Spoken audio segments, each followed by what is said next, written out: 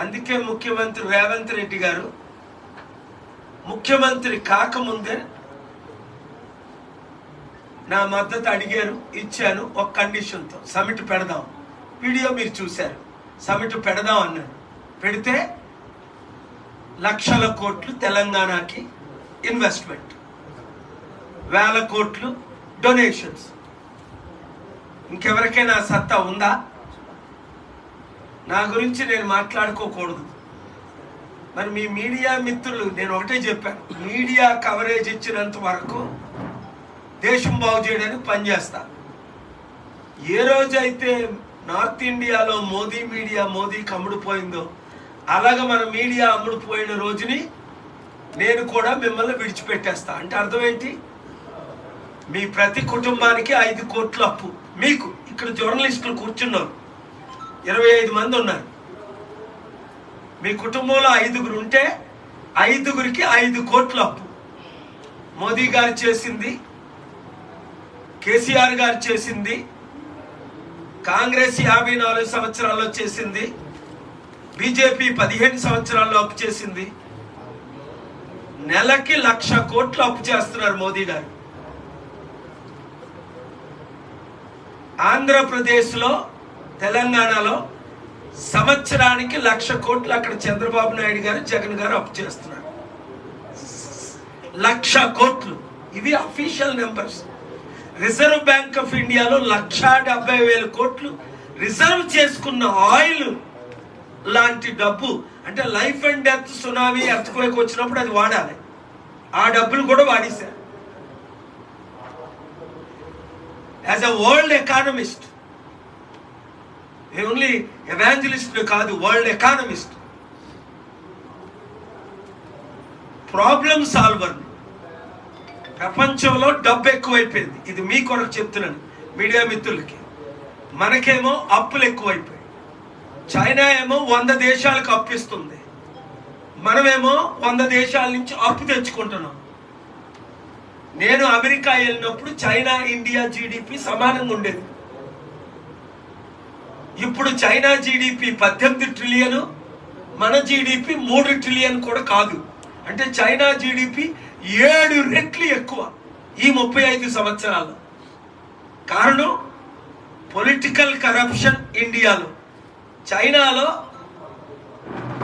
1,00,000 రూపాయలు అవినీతి జరిగితే 7 సంవత్సరాలు జైలు శిక్ష. ఈరోజు 1,00,000 కోట్లు, 5 లక్షల కోట్ల అవినీతి చేసిన వాళ్ళు ముఖ్యమంత్రులు, కేబినెట్ మినిస్టర్లు. అనేక సార్లు చెప్పాను, మల్లారెడ్డి, పుల్లారెడ్డి, ఎల్లారెడ్డో మిత్రులు పాలమ్మి, పువ్వులమ్మి, పెరుగమ్మి 3 లక్షల కోట్లు సంపాదించాల. నేను ఎందుకు ఎగ్జాంపుల్ చెప్తున్నాను, ఎవరి పేరో చెప్పాలి కనుక, నాకు ఆయన మిత్రులే. ఆ రాజకీయ అవినీతి. బాబు మోహన్ గారు ఒక మంచి మాట చెప్పారు, నేను భూ కబ్జాలు చేయలేదు అంటే. బాబు మోహన్ రావు ఒక మాజీ మంత్రిగా, 3 సార్లు ఎమ్మెల్యేగా 1 రూపాయి దోచుకోలేదు, 1 రూపాయి అవినీతి చేయలేదు. ఛాలెంజ్ చేశారు, ఎంక్వైరీ చేసుకోండి అని. ప్రజాశాంతి పార్టీలో ఎందుకు చేరారు? చీఫ్ సెక్రటరీ రోషయ్య గారు, IAS retired, chief secretary Danamayya గారు, ఎక్స్ డీజీపీ సాంగ్లియానా గారు, మాజీ MP, professors, doctors, principals, educated అందరూ ప్రజాశాంతి పార్టీలో ఎందుకు చేరుతున్నారు? ఇక్కడున్న ఛానల్స్ అన్ని సర్వేలు చేశారు. ప్రతి ఛానల్, చిన్న ఛానల్తో సహా, ఈ పేరు చెప్పకుండా ఈ చిన్న ఛానల్ చూపిస్తున్నా, సర్వే చేశారు. కేఏ పాల్ కావాలా, కేసీఆర్ కావాలా? 82% నన్ను కోరుకున్నారు. పెద్ద ఛానల్ సర్వే చేశారు, ఎన్టీవీ, ఏబిఎన్, టీవీ9, V6లు 68% ఏబిఎన్లో, 72% టీవీ5లో. ఎంతమంది పాల్ గారు మాటలు వింటారు నమ్ముతారు? 91% టీవీ9లో, 90% ఎన్టీవీలో. మీ సర్వేలు, లక్షల మంది ఓటేస్తున్నారు. ఈ నాయకావు సర్వేలు. వైజాగ్లో నేను ఎంపీగా పోటీ చేస్తున్నాను విశాఖపట్నం. పాలన రావాలి, పాలన మారాలి అనే స్లోగన్తో 3 కోట్ల ప్రజలను రీచ్ అయిపోయారు ఆంధ్రప్రదేశ్లో.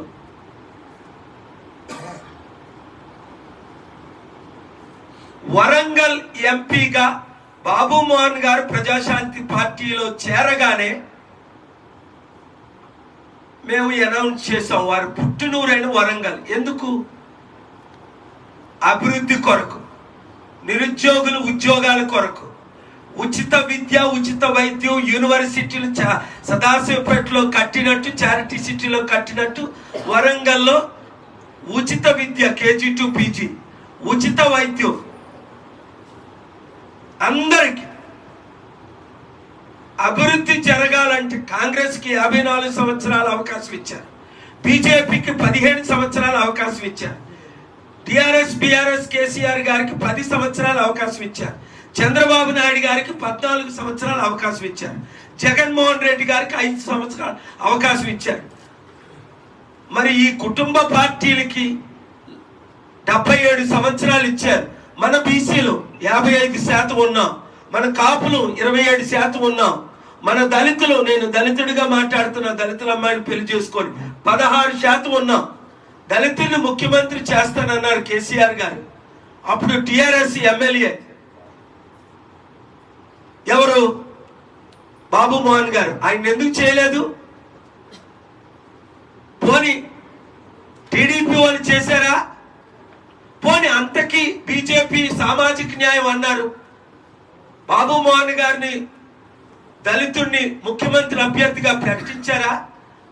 వరంగల్ టికెట్ ఇస్తానని ఎంపీ టికెటే ఇవ్వకుండా అందరూ చేశారు. అంటే మా బీసీలు, కాపులు, దళితులు అయితే మీరు పట్టించుకోరు. వీళ్ళు క్రిస్టియన్స్ రా, వీళ్ళు ముస్లింలు రా, వీళ్ళు దళితులు రా. అదే 2-3 కులాలకు చెందుంటే మేము పేర్లు చెప్పును, మమ్మల్ని ముఖ్యమంత్రులు చేస్తారు. ఒక కులంలో 12 మంది ముఖ్యమంత్రులు.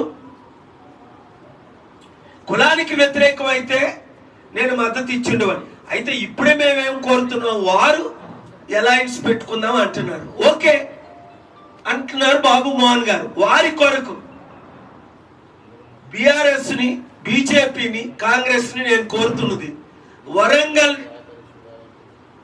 నిజంగా అభివృద్ధి జరగాలి అంటే, మేము మొన్న సర్వే చేసాం వరంగల్లో, కాకతీయ యూనివర్సిటీ స్టూడెంట్స్ చేశాం. 3-4 లక్షల మంది, 3,80,000 మంది క్రిస్టియన్ ఓట్ బ్యాంక్ ఉంది.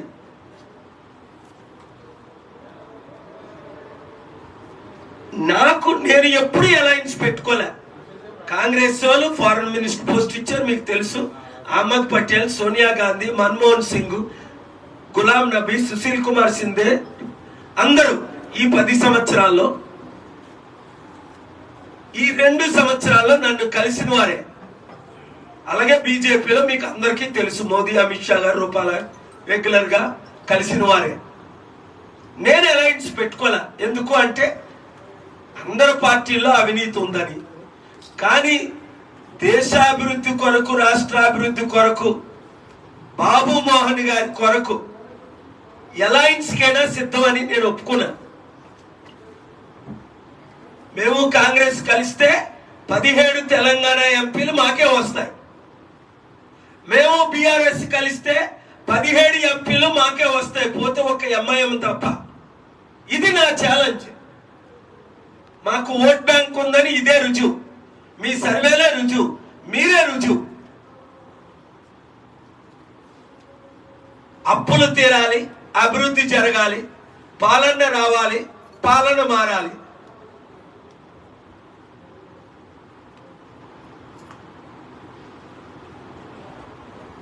ఎలక్షన్లు ఏప్రిల్లో జరగకూడదు, లాస్ట్ ఫేజ్ మేలో జరగాలని ఆంధ్రప్రదేశ్ హైకోర్టులో పిల్లేసా. ఫ్రైడే అడ్మిట్ అయిపోయింది, లిస్టింగ్ కూడా అయిపోయింది. మండేకి ఏప్రిల్ 16 ఎలక్షన్ ఏంటి, మే 26 కౌంటింగ్ ఏంటి? ఈ 40 రోజులు ఈవీఎంలు మునుగోడులో మార్చినట్టు మార్చడానిక?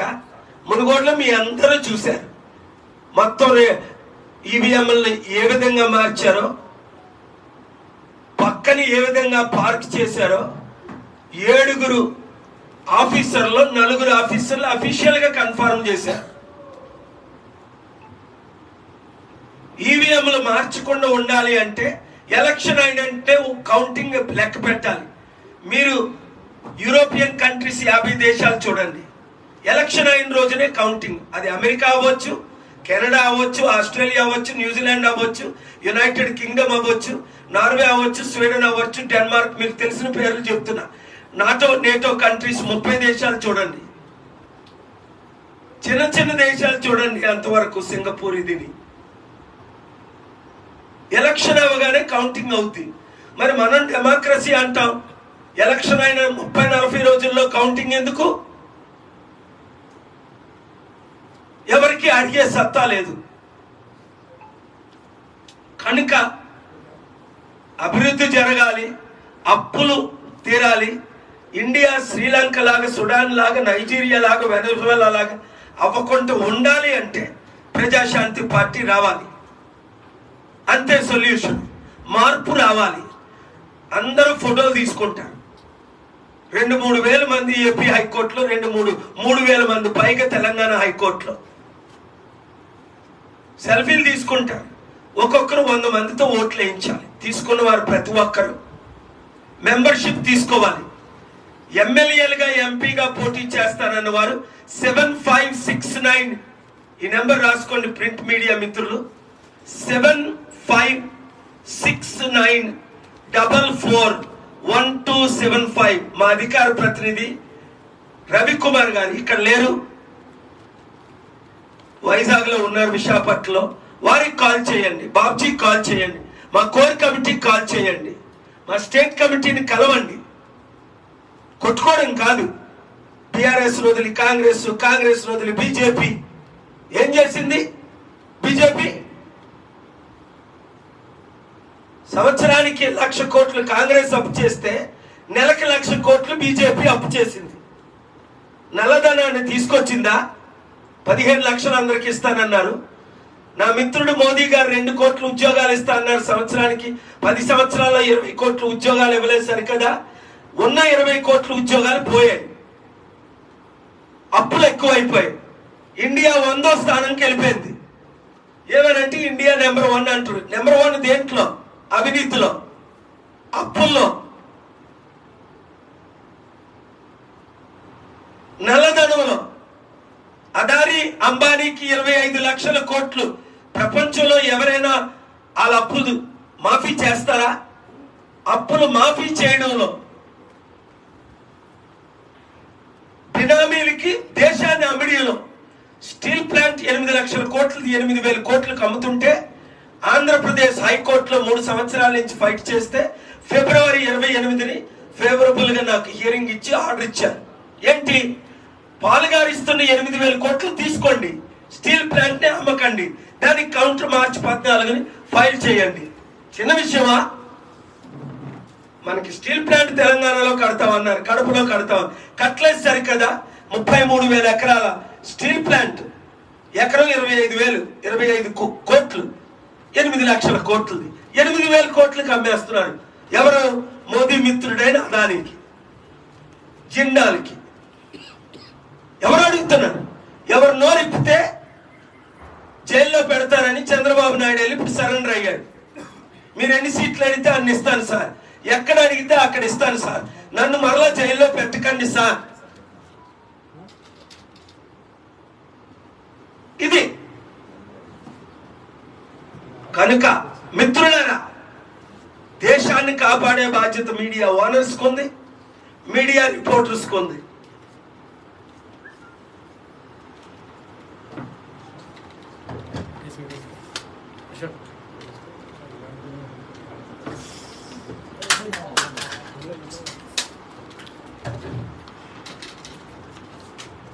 నేను 3 మినిట్సే మాట్లాడదాం అనుకున్నాను, అర్థం చేసుకోండి.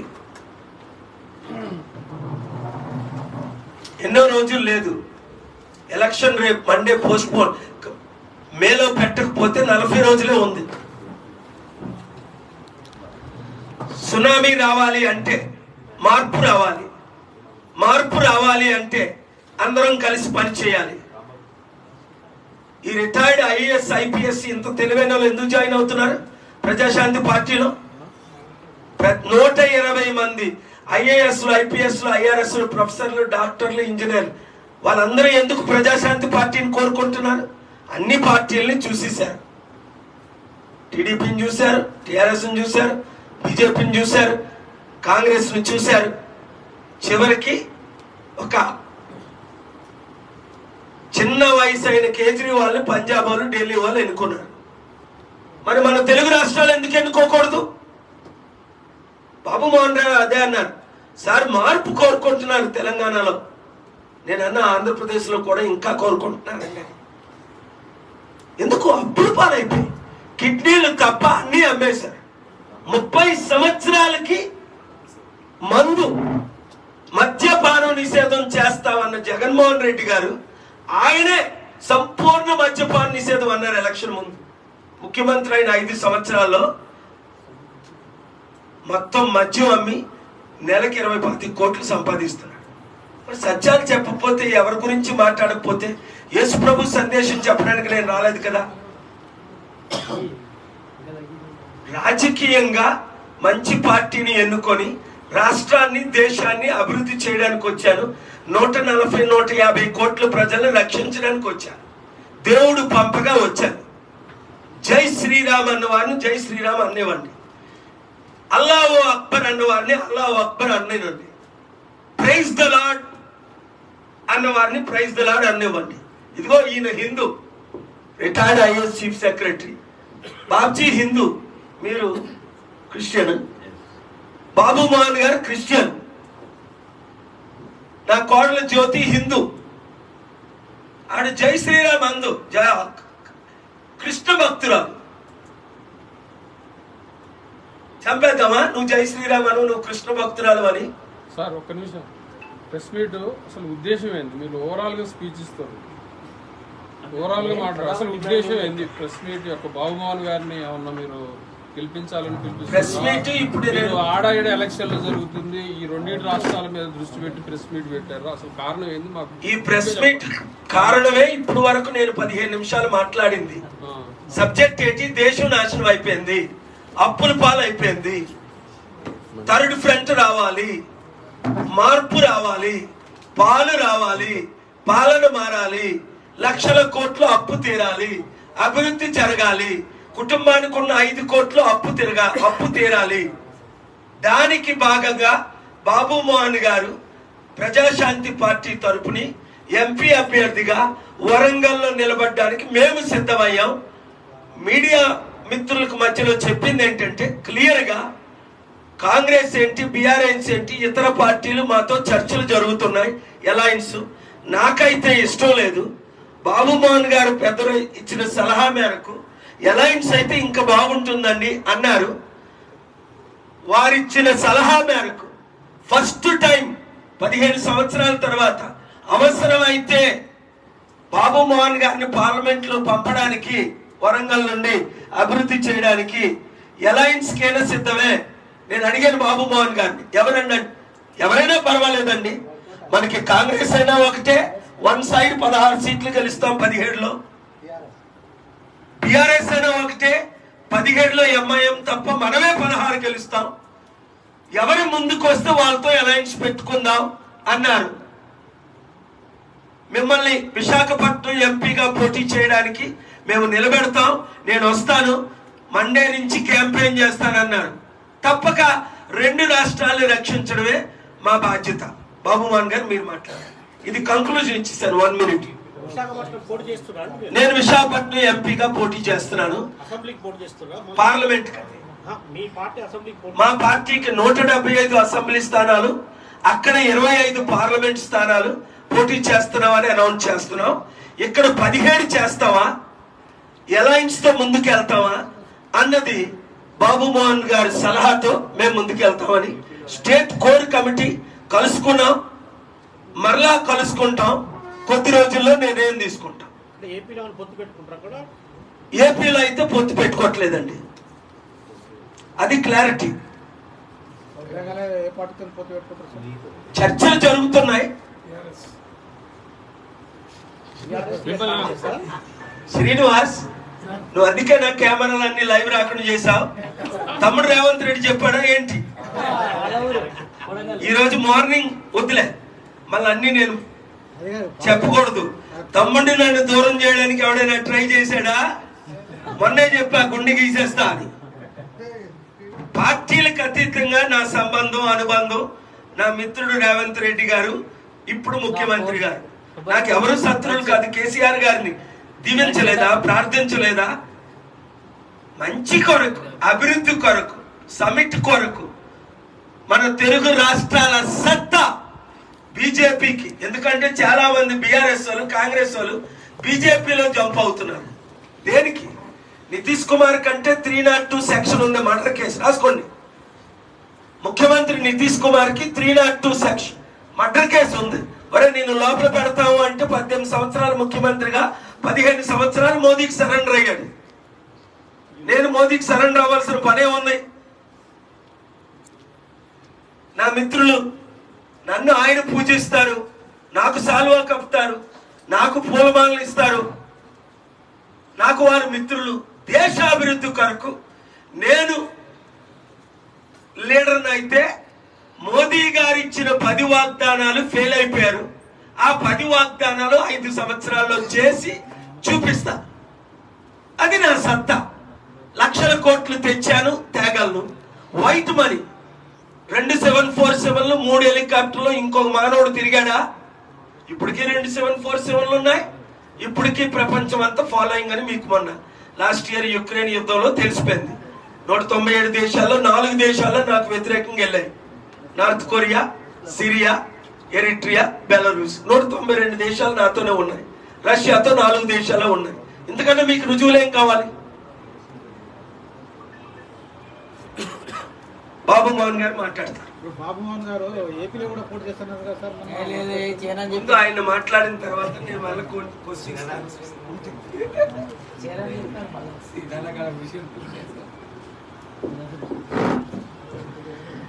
గౌరవనీయులు, నాకెంతో ఆత్మీయులు, 30 సంవత్సరాల నుండి వారి బ్రదర్ డేవిడ్ రాజు గారు, నేను ఎంతో సన్నిహితంగా ఉండి ఫ్యామిలీ మెంబర్స్గా ఉన్నాం. పాల్ గారు ఎప్పుడు అమెరికా నుంచి వచ్చినా కూడా డేవిడ్ రాజు గారు నన్ను తీసుకుపోయి పక్కన నుండి వారితో కలిసి ఉండేవాళ్ళం. కానీ పార్టీ పెట్టిన తర్వాత చాలాసార్లు నన్ను అడిగారు. కానీ నేను టీఆర్ఎస్లో ఎమ్మెల్యేగా ఉన్నాను, అటు టీడీపీలో మంత్రిగా ఉన్నాను. సరే, కొన్ని కారణాల వల్ల కేసీఆర్ గారు నాకు టికెట్ ఇవ్వలేదు. ఎందుకు ఇవ్వలేదు నాకు తెలియదు. ఆయన కూడా తెలుసో లేదో కూడా నాకు తెలియదు. పోనీ నేను ఏదైనా తప్పు చేస్తే, నేను ఏదైనా భూ కబ్జాలు చేస్తే, గవర్నమెంట్ భూములు అమ్ముకుంటే, లంచాలు తీసుకుంటే, అబద్ధాలు ఆడుతుంటే, ఇలాంటి వాడు వద్దురా మా పార్టీ చెడిపోద్దని నాకు టికెట్ ఇవ్వకపోతే సంతోషం. కానీ కారణం లేకుండా అకారణంగా నాకు టికెట్ ఇవ్వకుండా నా మనోభావాలని దెబ్బకొట్టినందుకే నేను బయటకు వచ్చేసి వద్దురా నాయన ఈ పాలిటిక్స్, నేను మంచి చేద్దాం, సేవ చేద్దామని వచ్చాను. 3 సార్లు ఎమ్మెల్యేగా, 2 రాష్ట్రాలకు మంత్రిగా అబద్ధం ఆడలేదు, తప్పు చేయలేదు, లంచం తీసుకోలేదు, కాంట్రాక్టులు చేయలేదు, ఎవడు నెత్తిన చేయబెట్టలేదు. అని నాకు ఏం జరిగిందో, సరే టీడీపీ అంటే ఇక్కడ నుంచి అంతా షిఫ్ట్ అయిపోయింది అక్కడికి. నేనే లాస్ట్ క్యాండిడేట్గా, అసలు నన్ను టీడీపీలో ఉన్నప్పుడు కూడా నన్ను ఎమ్మెల్యే చేసింది కేసీఆర్ గారే. జిల్లా ఇన్ఛార్జ్ మంత్రి కాబట్టి నన్ను బలవంతంగా కంట తడి పెట్టుకుంటే కూడా తీసుకుపోయి అక్కడ పోటీ చేయించి, ఇదంతా ఇక పాతది. బీజేపీ ఏమో మా పార్టీలో చేరమంటే, నేను టీడీపీ బీజేపీ ఒకటే, మొదటి నుంచి నేను మీతోనే ఉన్నా కదా, మనం కలిసే ఉన్నాం కదా, కలిసే పోటీ చేసినాం కదా.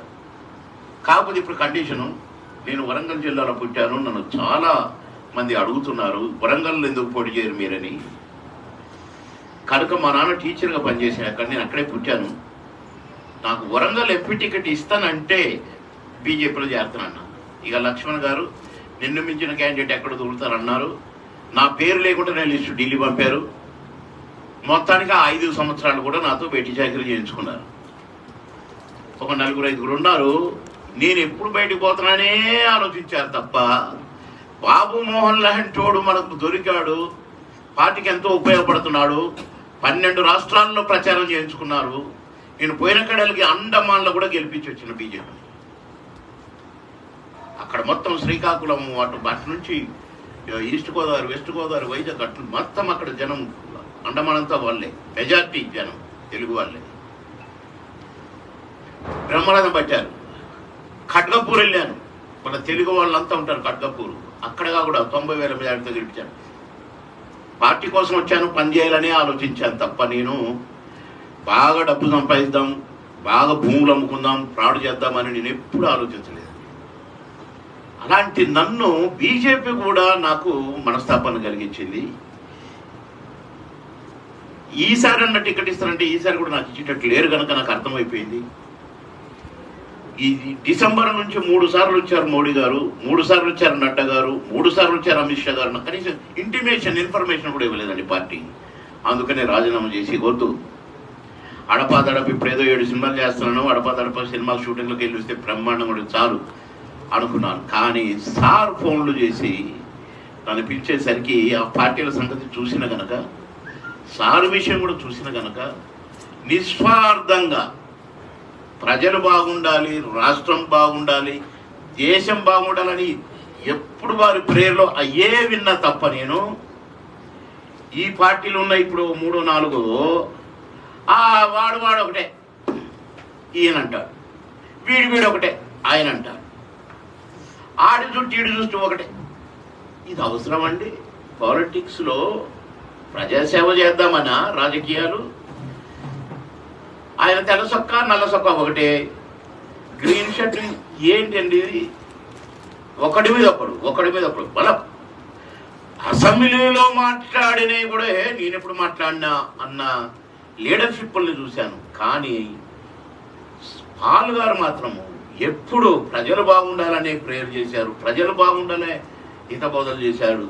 ఇప్పుడు కూడా దేశం బాగుపడాలి, ఇన్ని అప్పులైనాయి, ఒక్కొక్క మనిషికి నెత్తి మీద గింత అప్పు ఉంది, నేను సాయం చేస్తానని ముందుకు వస్తే ఇదో రకరకాల పాపం పాలుగాను కూడా విమర్శించుడే.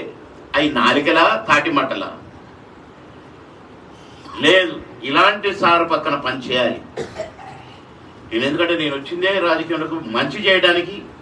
ఇప్పుడు నా నియోజకవర్గంలో ప్రతి గ్రామంలో వాటర్ ట్యాంకు నేను పెట్టిందే, ఒక్కొక్క గ్రామంలో 2, 3 వాటర్ ట్యాంకులు. మిషన్ భగీరథ కంటే ముందే నా నియోజకవర్గంలో సింగూరు నీళ్ళు ఇచ్చిన, బ్లాక్ స్టాప్లు పెట్టి పైపులు పెట్టి వాటర్ లిఫ్ట్ చేసి చూడండి పోయి.